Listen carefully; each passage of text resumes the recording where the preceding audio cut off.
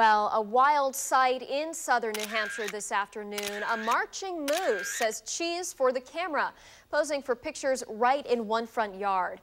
The moose was spotted wandering through several neighborhoods. In fact, he didn't seem to cause any problems, but did cause quite a stir. Our Mary Morin is live in the newsroom with more on this marching moose. Mary.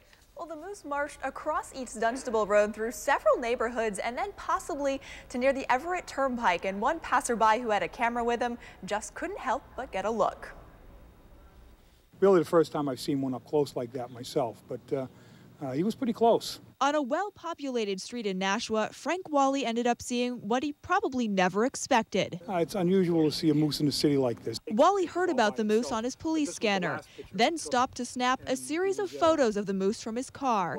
He said he was about 15 feet away from the nearly 1-ton moose. When I was sitting there watching him for a little bit there, I was worried about people because people were just walking up and they had the kids and everything. I was worried about the moose might, turn on them, but he seemed pretty tame, calm. He says the moose just stood in front of one home for a little while. He thinks it may not be the first time something like this has happened in this neighborhood. And I do believe there was at one time, maybe the same moose, there was one that was up in a couple of streets over away from here.